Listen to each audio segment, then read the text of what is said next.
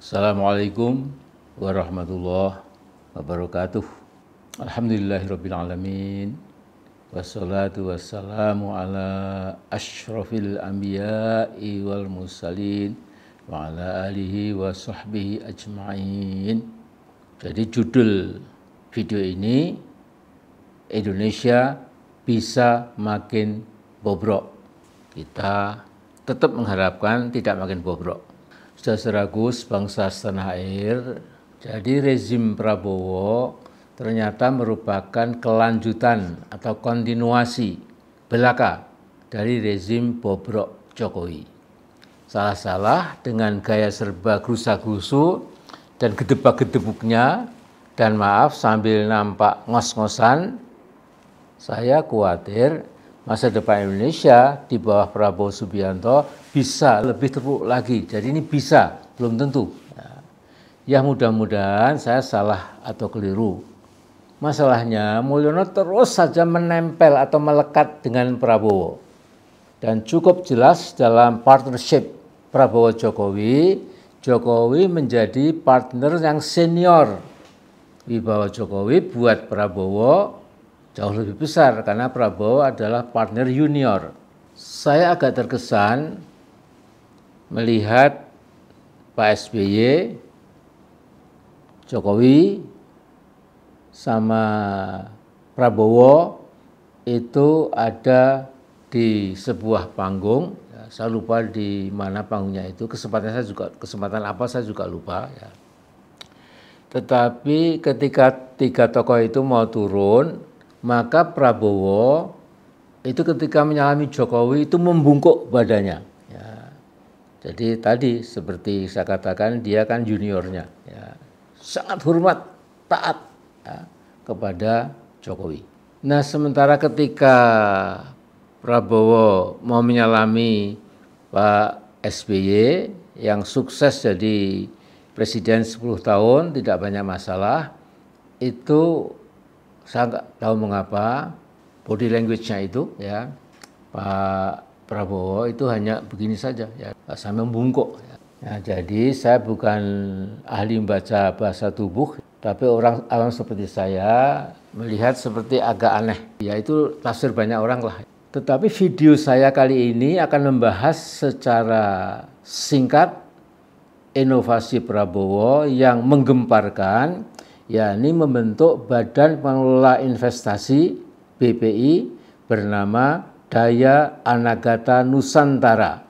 Kita lihat berbagai komentar anak bangsa yang sangat kritis dan masuk akal sekaligus realistis, bukan saja terhadap Danantara, tetapi juga pada Bank Emas. Ini enggak kurang dibahas ya.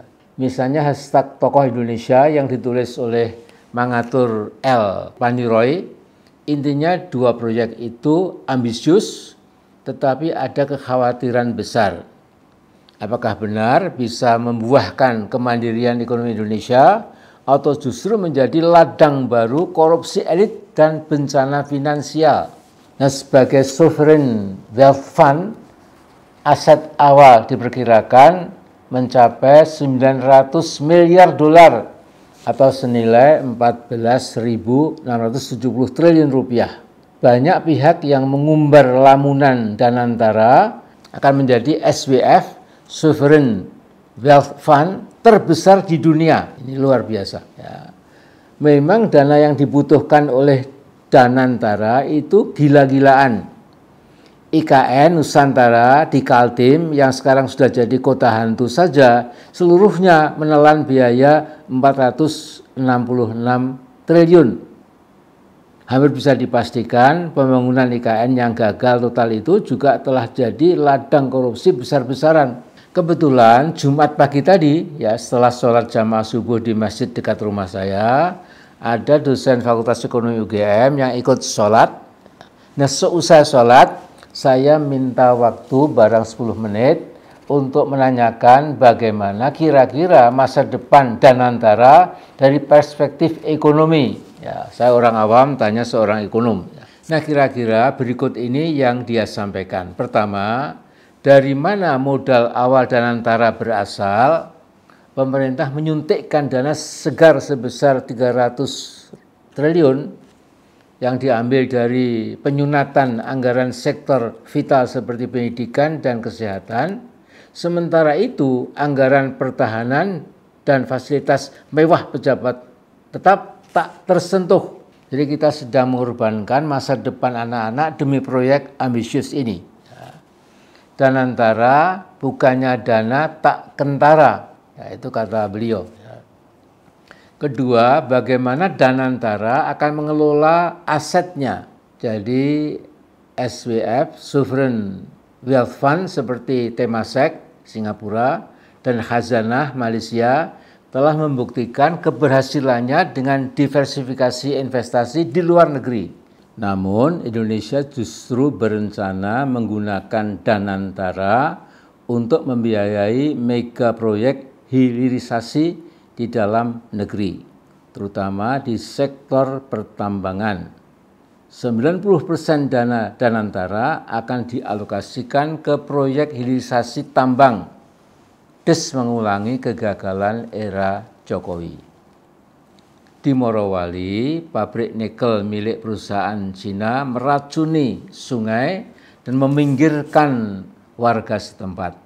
Warga hanya dapat debu perusahaan Cina itu yang memanen dolar, padahal Danantara bukan dana antaran untuk Cina. Ketiga, bagaimana dengan tata kelola transparansi? Keputusan Danantara dipegang segelintir direksi yang bertanggung jawab langsung ke Presiden. Model ini mirip Orde Baru.